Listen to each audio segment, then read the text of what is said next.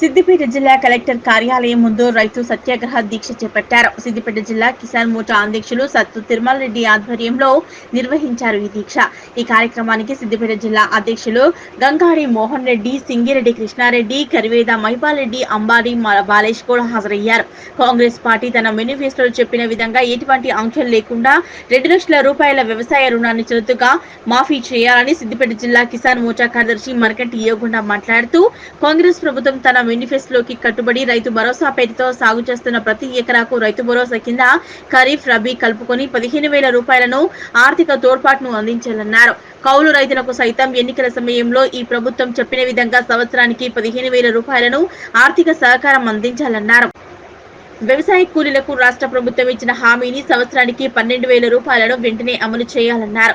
తెలంగాణలో ప్రధానమంత్రి పంటల బీమా యోజనను వెంటనే అమలు చేయాలని, లేని పక్షంలో ఆగస్టు నెల తర్వాత పెద్ద ఎత్తున రైతులతో అన్ని మండల కేంద్రాల్లో పెద్ద ఎత్తున ధర్నా చేయడానికి కూడా వెనుకాడబోమని రాష్ట్ర ప్రభుత్వాన్ని డిమాండ్ చేశారు.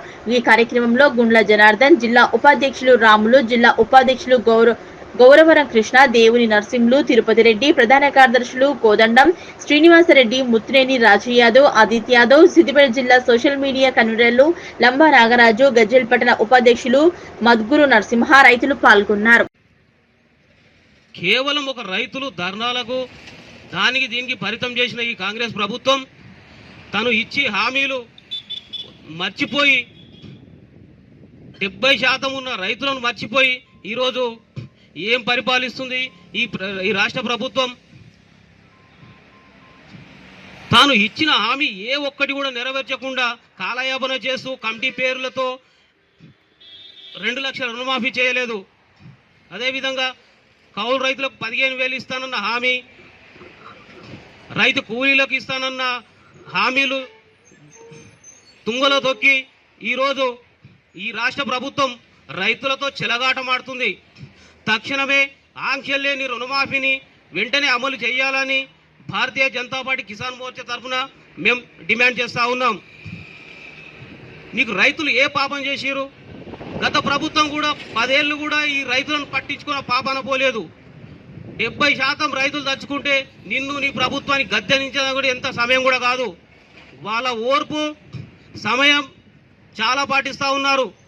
రైతులతో చెలగాటం ఆడిన ప్రభుత్వం మనుగడ లేకుండా, అడ్రస్ లేకుండా పోయి గంగలో కలుస్తుంది.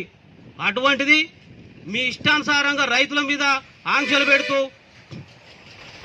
మీరు ఇచ్చిన డిమాండ్ నెరవేర్చకుండా పక్కదోవ పడుతూ రైతులు ఏం పాపం చేశారు?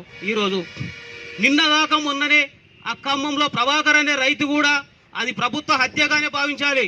ఎందుకంటే అక్కడ ఉన్నటువంటి దళారులు ఆయన భూ కబ్జా చేశారనేది ఒక మనస్తాపంతో అది ఒక హత్యగా, ఆత్మహత్యగా చిత్రీకరించారు. కానీ అది ప్రభుత్వ హత్యగానే భావిస్తూ ఉన్నాం. రైతులను ఏ ఒక్క మండల ఆఫీసులో కూడా దళారు లేకుండా తన ఒక పని చేసుకోలేని పరిస్థితిలో ఉన్నారు. దీనికి పరిస్థితి ఏంది? అధికారులు అంటే అన్ని తెలిసిన వాడికి అధికారులు అంటారు. రైతు పోతే ముఖమాట పెడతారు, బ్రోకర్ పోతే రైతు ఆ పట్టా బాస్ పుస్తకం ఏదైనా పని చేస్తూ ఉన్నారు. రైతులకు అంత ఎందుకు చిన్న చూపు? ఈ ఒక్క హత్యలో ప్రభుత్వ హత్యలుగా భావించాలి. అదేవిధంగా మీరు ఆగస్టులోపు 2 లక్షల రుణమాఫీ చేస్తానన్నారు. దాన్ని ఎందుకు విస్మరించుకుంటూ కాలయాపన చేస్తూ ఉన్నారు?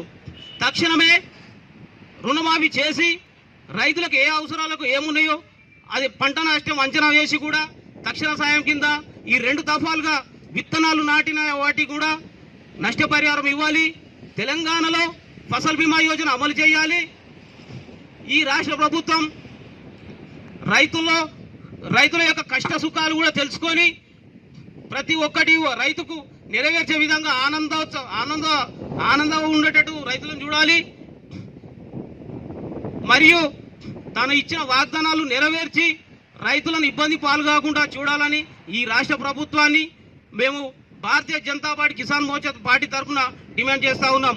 మీరు అమలు చేయకపోతే మేము ఎక్కడికక్కడ మీ యొక్క మంత్రులు కానీ, రాజకీయ నాయకులు కానీ పర్యటనలు అడ్డుకుంటామని ఈ విధంగా సిద్దిపేట జిల్లా కలెక్టర్ కార్యాలయం నుండి మేము హెచ్చరిస్తూ ఉన్నాం.